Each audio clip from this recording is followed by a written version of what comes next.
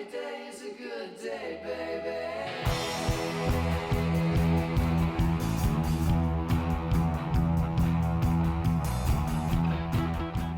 Hi folks, welcome back to the Monkey Shine Lab.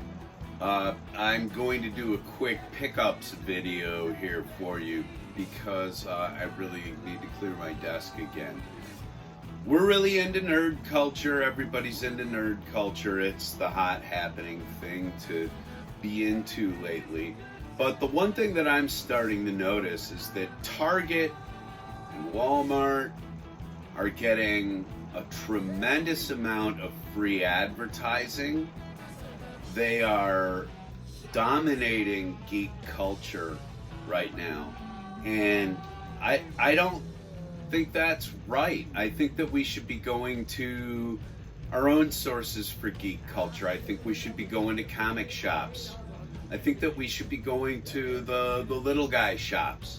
Every time you see somebody walk through another box store giving you a stock rundown, we do something different here. I'm not down with giving Walmart and Target 15 to 25 minutes worth of free advertising while I walk around their goddamn stores, and everybody knows what their stores look like. I could pick out on Toy Hunter channels, I can pick out every goddamn box store without them saying who it was.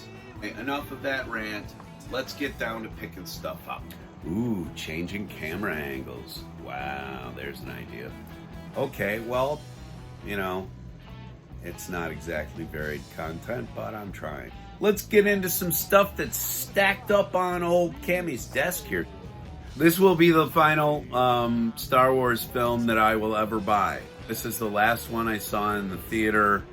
I tried once more, maybe another time or two to see all the rest of them. I couldn't do it, and I couldn't even sit through them on disc at home where I could just, you know, fuck off on my phone if I felt like it. But this one's actually really good. I really enjoyed it, and it takes a lot of brave choices. Yeah, paid $5 for it, by the way. Come on, Bill Murray, Meatballs. Do we need to talk about this? If so, you need a slap in the head with a power chair. Observe and report. I know that my wife and I rented this. I don't remember if we laughed or not, so I picked up a $2 copy of it. You know, you can't go wrong with old Seth Rogen. Picked up a $2 promo copy of All-Star Superman. This is was one of the most surprising animation pieces that I had seen in quite a while. Even if you don't like animation and comic books and all that stuff, this is actually a really good story. These were $3 a piece. Venture Brothers, season 1 and season 2. I was not around cable and stuff like that while this was running through geek culture. And I was riding around the back of a van. So I picked those up. I'm really looking forward to watching them because the stuff that I have seen of the Venture Brothers always makes me laugh, and it looks pretty good. The Return of the Magnificent Seven on Blu-ray. This is not the remake. This is the one with Yul Brynner. Mortal Kombat Legacy. Got this for $2. I'm a Mortal Kombat freak. I have both of the Mortal Kombat movies, and I picked up a copy of this, though I already had it. Jackass, the first one unrated. Funny story, I bought an app to take care of all of my stuff and be able to, you know, go into it while I was out hunting and be able to see if I had a copy of something or not. And the app crashed and it did not have a backup, and 2,000 plus titles later, and I got a copy of Jackass 2.5. I have a copy of Jackass 2, but this is 2.5. This has like the ups and extras offensive stuff on it. Grand Prix. There's been a lot of automotive movies lately, and I appreciate them for what they do. I really liked Rush, about the F1 driving season, and I really enjoyed Ford versus Ferrari. Those are great. They're great movies, and they're made really well, and they look fantastic. And Ron Howard, but this is a really special film. This is a super, super special film for a lot of reasons. Most of which are that they had to build new cameras to make this movie. They had to come up with innovations to film the action the way they wanted to, and they got unfettered access to the F1 series from. I'm trying to think. I think this film was made in '66. Anyway. This movie here captures a moment in F1 and racing history, really, where this is just before everything started to become standardized and regulated and etc. This is where car makers were really still trying to outdo one another with innovation, and they were still chasing the perfect ride.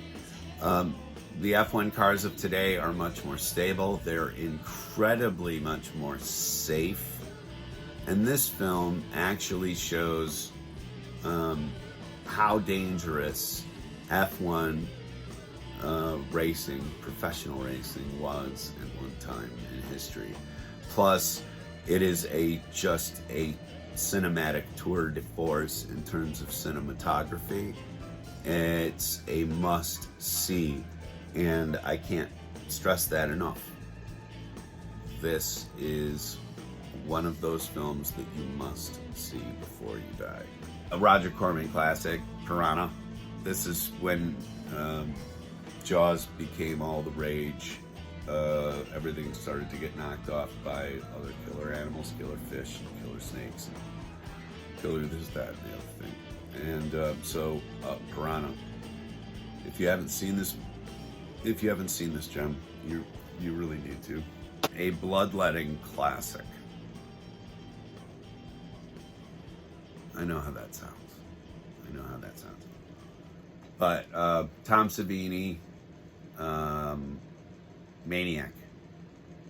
This is probably one of the absolute finest psychopathic killer films of all time. And I finally own a copy of it again. I used to have it on VHS, but I really wanted a full, and that's 4:3 ratio. Really wanted the full frame goodness of Tom Savini's still today, breath-arresting effects. You can use all the computers in the world that you wanna. You can use all the 3D printers and etc. that you wanna. This is still one of the most unsettling films of all time. The guy who produced the film also stars in it as the titular hero Maniac, and he plays probably one of the best screen psychos I've ever seen. He is uncomfortable to watch. And this is one of the best horror movies that has ever been made. The effects, again, are I can't even begin to tell you how good these still look today. And when I saw this when I was a kid, I thought I was gonna crap my pants. When I saw it again recently, I was like, holy shit, that movie stands up. It stands up really well. It stands up in the acting. It stands up in the effects. It stands up in the story. This is good stuff.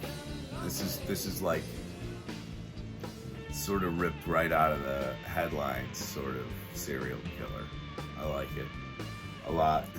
So welcome to the Diecast portion of our show. Hi, nephew. I've looked for this for a very long time, and I finally found one. A glow duck. I really wanted a glow duck. Now I have one. And I got one for our son, whose car we call the duck. This caddy, absolute class, just gorgeous. And I did pick up this Aston Martin. I don't buy what do they call these? Premiums. I don't buy premium cars very often, but this was great. My wife, who also loves to go out and pick up things, got a couple of Matchbox vans. She picked up the cotton candy van and the amp van. She got the amp van because she said it reminded her of me as a sound engineer. I can see that. I can. It wasn't a buy mart, and I got this the Silk and Satin series, or whatever they call this. The Pontiac Firebird Aristo Rat, which is a wild looking ride, and no mistake. Found those for real cheap. Just thought they were cool looking. Moon Eyes Civic 2020 Ford Mustang Shelby GT 500. It's a breath and a half. Also at that resale shop where we found the Silk and Satin series or whatever, found this odd job, and reason why I picked it up was because it is basically the body that they used for the Fozzie Bear van recently. My wife picked up this custom Ford Maverick, but we already have one of these. She just likes it, so she picked it up again. I'm rubbing off on her in really, really bad ways. All right. Thank you very much for coming out here to the Monkey Shine Lab for a quick pickup video. I appreciate it, because I can just get this crap off my desk so I can get something done here. I have music to produce. I have video to produce. I have content to create. Christ. What is my life come to?